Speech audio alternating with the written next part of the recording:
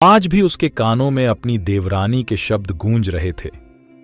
पता नहीं कैसी मां है, पति तो पहले ही जा चुका है, अब इकलौते बेटे को भी खतरे में डाल रही है। अंदर से शायद डर होगा कि जेठानी अकेली होगी तो उन्हें न संभालना पड़े। गीता की आंखों में खुशी के आंसू थे और गला भावतिरेक में रुंधा हुआ था। फोन पर लगातार बधाइयों का तांता बंधा हुआ था और वह भीगी आंखों से दीवार पर लगी पति की तस्वीर के सामने खड़ी थी। देख लो, तुम्हारे बेटे ने तुम्हारे सपने को किन ऊंचाइयों तक पहुंचा दिया है। आज जब चारों तरफ से बधाइयों के संदेश आ रहे थे तो बेटे के लिए गर्व होने के साथ साथ गीता का मन इस समाज की दोहरी मानसिकता पर हंस भी रहा था। वाकई यहां पर चढ़ते सूरज को सब सलाम करते हैं, डूबते को तो कोई भी नहीं पूछता। आज भी उसके कानों में अपनी देवरानी के शब्द गूंज रहे थे। पता नहीं कैसी मां है, पति तो पहले ही जा चुका है, अब इकलौते बेटे को भी खतरे में डाल रही है। अंदर से शायद डर होगा कि जेठानी अकेली होगी तो उन्हें न संभालना पड़े। पति की मृत्यु के साल भर बाद ही जब बेटे का एनडीए में चयन हुआ था तो गीता स्वयं भी बहुत पशोपेश में थी। इस परीक्षा में सफलता बहुत बड़ी उपलब्धि थी। बेटे के लिए बेटे को देश सेवा में भेजने का विचार जहां उसे गौरवान्वित कर रहा था, वहीं फिर से कोई अनिष्ट ना हो, इस सोच ने उसे भी बहुत डराया था। परंतु बेटे की इच्छा के सामने उसने अपनी पशोपेश को जाहिर नहीं होने दिया था। पहले ही बेटा उसे बहुत बार समझा चुका था, पर मां का दिल बार बार हिल ही जाता था। सदा से ही देश सेवा के लिए सेना में भर्ती होने के इच्छुक पति का स्वप्न अपने लिए तो पूरा नहीं हो पाया था, पर कब उनका यह अधूरा सपना उनके इकलौते बेटे का भी सपना बन गया। गीता और उसके पति को आभास ही नहीं हुआ।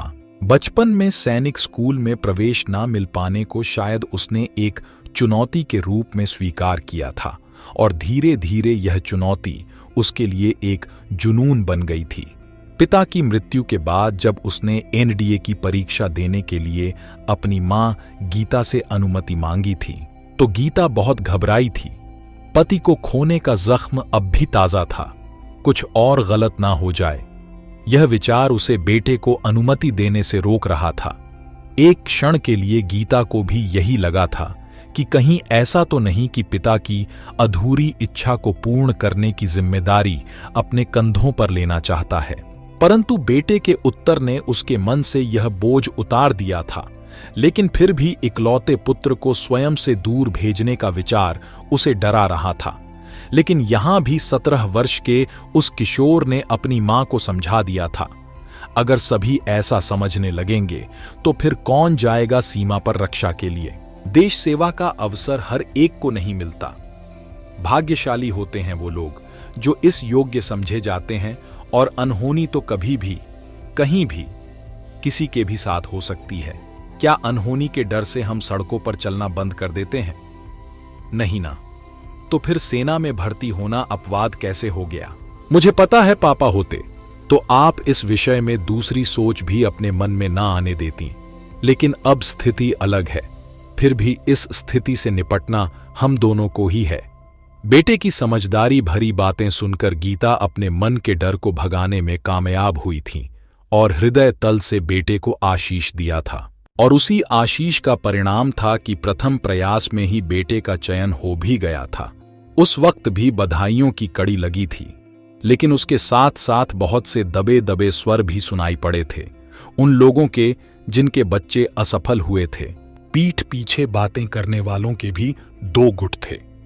एक गुट को स्वर्गवासी पति के बेटे से बहुत सहानुभूति थी, जिसकी मां उसे जबरदस्ती पिता का सपना पूरा करने के लिए सेना में धकेल रही थी, और दूसरे गुट को यह परेशानी थी कि पति तो चला गया, अब बेटे को भी भेज रही है, स्वच्छंद रहना चाहती होगी। कई उंगलियां गीता के चरित्र पर भी उठ गई थीं। सब चीजों को नजरअंदाज करके बेटे की खुशी के लिए गीता ने बेटे को भेज दिया और स्वयं अपनी शिक्षिका की नौकरी में व्यस्त हो गई। लगभग 4.5 साल बाद जब बेटे ने अपनी वायुसेना की ट्रेनिंग पूरी की और पासिंग आउट परेड में पूरी वर्दी पहनकर मां को सैल्यूट मारा तो गीता का सिर फख्र से ऊंचा हो गया था। वर्दी में सजे बेटे के पीछे स्वर्गवासी पति की आशीर्वाद देती हुई परछाई दिखाई दे रही थी।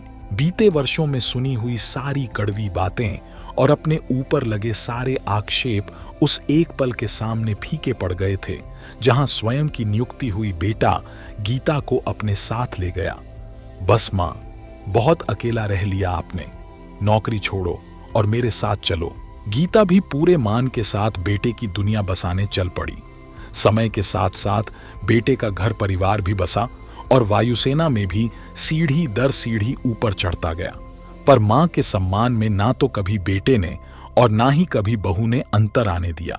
आज सुबह ही इस घोषणा के साथ कि इस बार गणतंत्र दिवस पर होने वाली परेड में वायुसेना के शक्ति प्रदर्शन के लिए जो जहाज उड़ाए जाएंगे उनमें से एक पायलट गीता का बेटा भी होगा, गीता को सम्मान के सबसे ऊंचे सिंहासन पर बैठाने के लिए पर्याप्त था।